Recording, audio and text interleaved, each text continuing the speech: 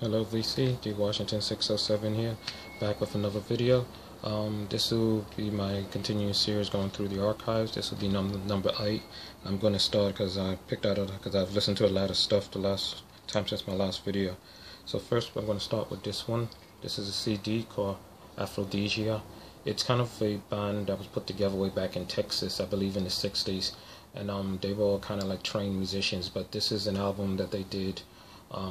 It has elements of Afro, like I guess music from Africa mixed with Latin. It has rock elements in it, and you can see one of the guys who plays drums. It says drums, jazz, rock, drums, Latin, flute and sax, keyboards. I'll show you guys the back.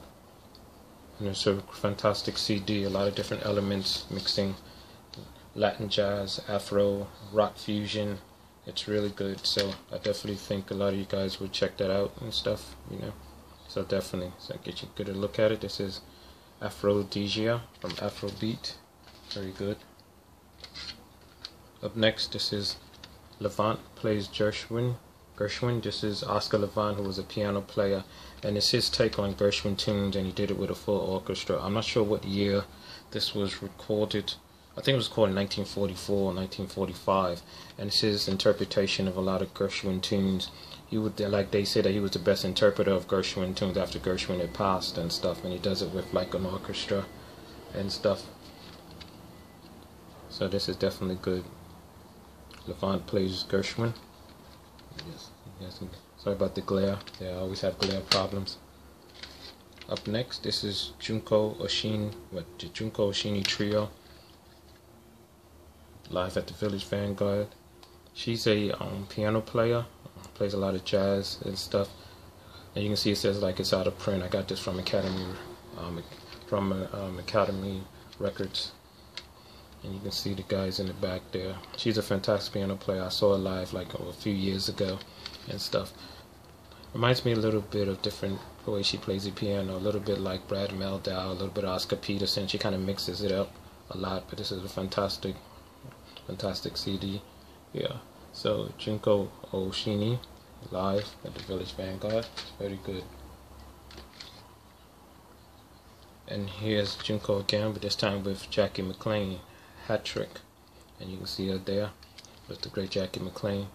Good different elements of jazz, some straight on jazz, a little avant-garde in some places and stuff. You can see her there. See, you have like Louis Nash on drums, Nat Reeves bass, and you have Jackie McLean on alto sax, and my girl Junko Oshini on piano. So this is very good. Hat Trick. I like that CD. Up next, this is the Duke Jordan Trio, Loverman, and it has Duke Jordan on piano, Sam Jones on bass, and Al Foster on drums. This was recorded in 1975, and it's just good straight on jazz and stuff. Nice melodies and stuff. Duke Jordan. Open it up for you.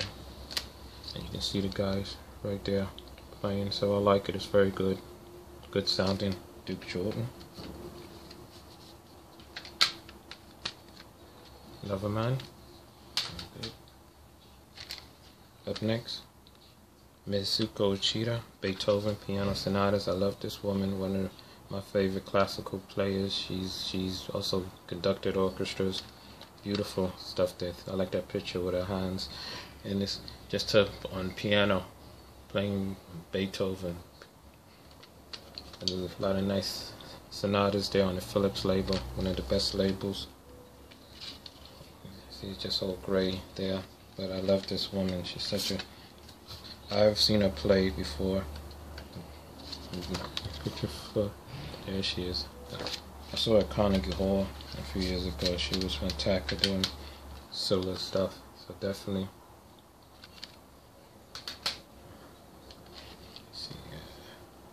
How did that get in there? Okay, this one here, this is James Moody, Something Special. James Moody, great saxophone player. I think Idris Muhammad plays drums on here. I'm not sure what year did this come out. 1987, I believe, and stuff. And James Moody was a great saxophone player. He doesn't get a lot of credit and stuff, but I really like this CD. It's kind of like, you know, mostly a little... It's like, I don't know, I guess it's a little straight on jazz. A few like things he wrote himself that are a little bit more funky and stuff, but definitely James Moody, Something Special. Up next, this is the very best of Lou Rawls. You'll Never Find. I love Lou Rawls. He had a great voice. Has all those tracks there, starting from some of his earlier stuff down to You'll Never Find. But there's a lot of good songs on here. I like this one here, Natural Man, Dead End Street. You Made Me So Very Happy, The Shadow of Your Smile. Yeah, Lou Rawls had a great voice, that good old low tone voice. So definitely Lou Rawls. And of course, we can't go wrong with Frank Sinatra, of course. Sinatra sings for Only the Lonely, so that's right up my alley, Only the Lonely. But of course, I don't need to say anything about that. It's Frank Sinatra, right? I don't have to say anything about Frank.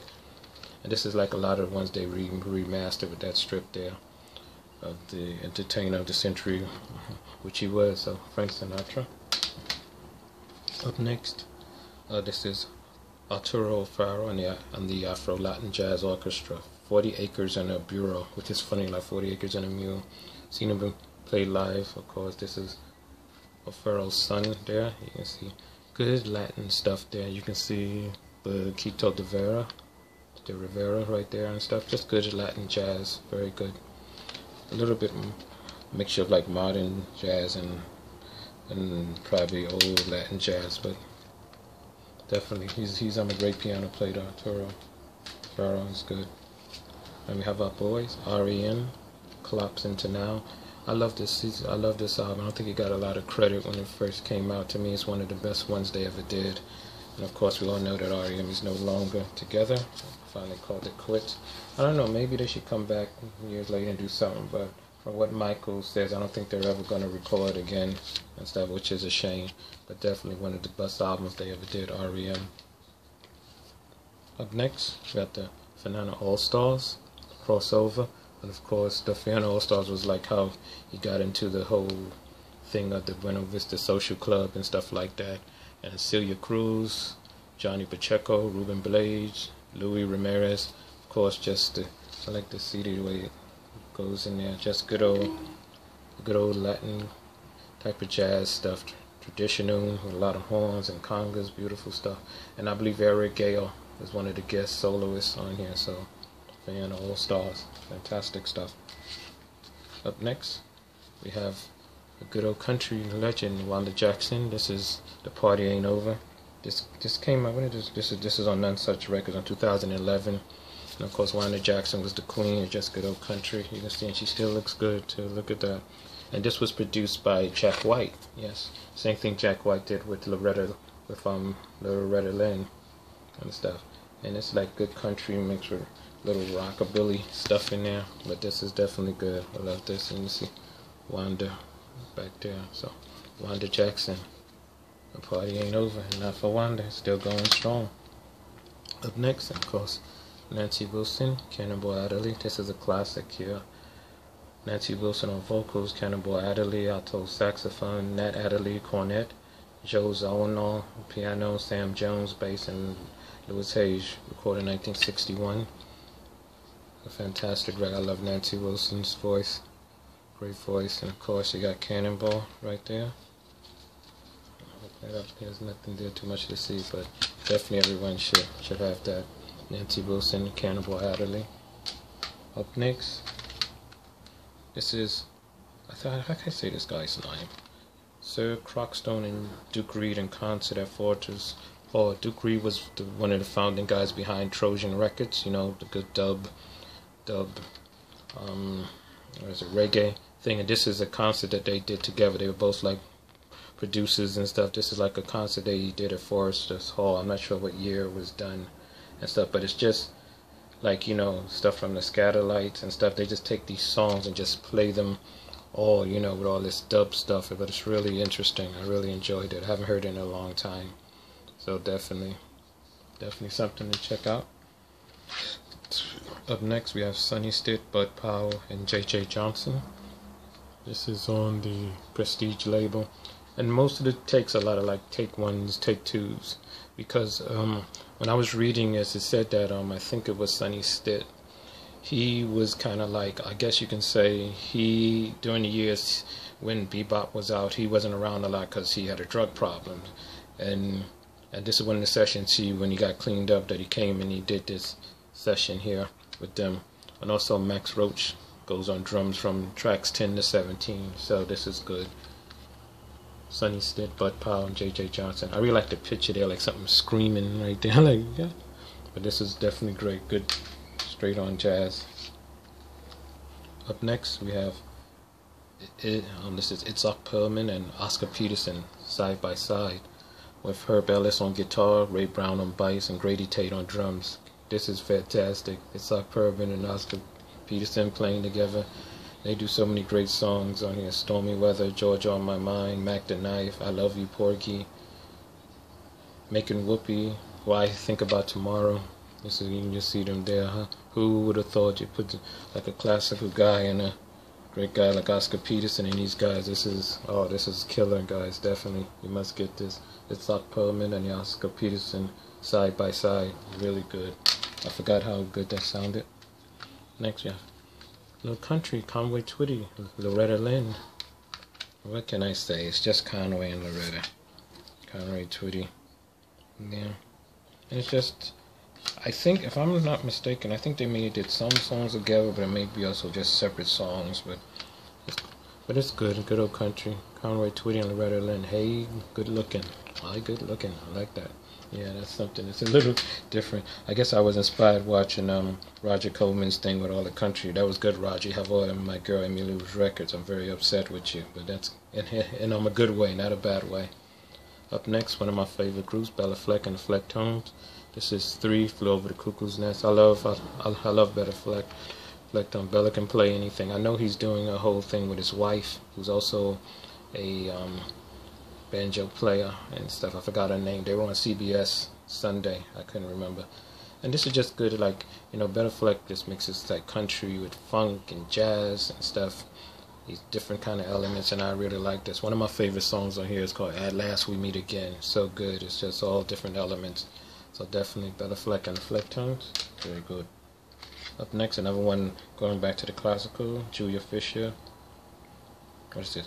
Panagani and 24 Caprices on Decca. I love Julia Fisher, one of my favorite, and she's fine too. But this woman can play. I Am So Hard Carnegie Hall too. A friend of mine took me years ago when she was a little younger and stuff. But you can't go wrong. Can't go wrong with anything that this lady plays. She can play anything but classical. This woman's the queen as far as I'm concerned. Definitely. So, definitely got to pick up some Julia Fisher right there. She's too good not to. Another good one, Andreas Gova. Fantastic classical guitar player. This is just a greatest hits thing. I don't know if you can have a greatest hit to that. I would love to get some of his stuff, the whole thing. I only have one. I'd love to get more of his stuff. But definitely, there's nothing you can say bad about this guy. Andreas Gova. You can see him right there. That was it. Definitely. And he does everything from Bach to, oh gods, everything. There's so many different stuffs here. And also, the thing I like that he also plays a little bit of stuff that's Spanish a little bit mixed up in there. So definitely. This is another one I got, Art Blakey and the Jazz Messengers, 1950 second edition, featuring Johnny Griffin. And you can see it right there. Picked this up at Academy also. And you can see they call the wind Maria on the street where you live. I talk to the trees. This was reissued by Orrin Kep News, of course, who we lost. But this is good. It's a second edition. You can see the guys. Let me see if there's any pictures in here. Let's see. Yeah, here's one. I don't know if you guys can see that. You can see the guys playing there. And you can see it was done in 1952. Yep, featuring Johnny Griffin. Right there. You guys get a look at that. So that's something interesting, right? Where's it? Is it? I couldn't get it. Here, let me see if I can get it. But now I'm gonna knock down my camera. So this is Art Blakey and the Jazz Messengers, 3 Flying Mice, Volume 2. Now this was said to be out of print. You see, it says out of print. It's hard to get Volume 2. I have Volume 1 over there. That's what I was trying to pull out. But this is the Volume 2 of the 3 Blind Mice series. And Curtis Fuller, Cedar Walton, Wayne Shorter, Freddie Hubbard, And a lot of these songs are long, 13 minutes, 12, 12, 20, 13. Yeah, they're very long. You see them, they're really long. But this is, but I was so happy to feel like I found this like a year and a half ago at Academy again. It's out of print, and it is so Three Blind Mice Volume 2. This is another one I like that's out of print. Hilton Ruiz Ensemble. Something Grind. Hilton Ruiz was a fantastic piano player. He passed away years later and stuff. And let's see, is this on here? Hold on a second. I'm trying to remember the guys. Some of his backup guys here. I had it on here. Right. You have, who we have here? Steve Torre, who I love. Sam Rivers is on here also. The little congas and timbales. There's a lot of different elements. Good Latin jazz and stuff, but definitely check out Hilton Ruiz. I'm sure he's on YouTube somewhere, but definitely he was a great piano player. Up next we have Jeremy Pelt, the talented Mr. Pelt. Jeremy Pelt is a trumpet player, very good. He can play avant-garde, hard, straight ahead. It's just good stuff. You can see him back there and stuff. You guys may not be familiar with him, but you definitely should check him out and stuff. Like I said, he can play. I have like a few other albums by him and stuff. So this is the talented Mr. Pelt, which he is. So Jeremy Pelt, definitely check him out. It's really good. Next, we can't go wrong with Ike and Tina Turner. This is Too Hot to Hold. This is just a bunch of songs that they did and stuff, like an international thing. I forgot where it was. It says Crazy About My Baby, Please Love Me. That's a B.B. King song, I think. And Ike does some of his own stuff on here and stuff. But you can see that there's no information on it inside the booklet. It's blank. But I just thought I picked it up and it looked good. So, and it is good. Ike and Tina Turner. Oh, and the last one, was finished. This is a great one. The Bill Evans Trio featuring Stan Getz, But Beautiful. And you can see. There's a funny story about this. There's a song on here. What's it called? It's called Stan's Blues. And the thing that's funny as Bill Evans' wife tells it, because they were filming this performance for a show, and she was in the truck. You know, I guess the truck when you're recording. And then during the performance, Stan Getz plays this song he wrote himself, this piece of music called Stan's Blues, and Bill Evans starts to play piano, but then he notices that's not what we rehearsed. I don't know this song. So he kind of gives like this look to Eddie Gomez, who's also on here, that plays who plays bass. And Bill Evans is shaking his head, saying, like, what is this guy doing? And he looks at Eddie Gomez, and Eddie said later, he was looking at Bill Evans, almost like telling him, do not take a solo. Don't take a solo to this song because we don't know it. But Eddie takes the solo and stuff. And then, I think, they didn't play again for years, 10-something years later. And then during that time, they were playing, and it was Bill Evans' birthday, and Stan Getz decides, after they finish this song, just go into doing Happy Birthday. Even though it can't be confirmed, a lot of people were saying because Stan Getz no longer alive years later after that, and he didn't speak about it. There's a story going around that was his way of apologizing to Bill Evans for playing that song, because they have rehearsing that song. Stan's Blues was not in the set and stuff, so Bill didn't know what he was playing, and he kind of wanted to strangle him at that time and stuff. It was just a little silly story, but other than that, it's still a great CD. Stan Getz and Bill Evans and stuff. Ooh, 18 minutes. Alright guys, that's it. Let me know what you think. Subscribe, comment, let me know. So thanks for watching, and take care, VC. Peace.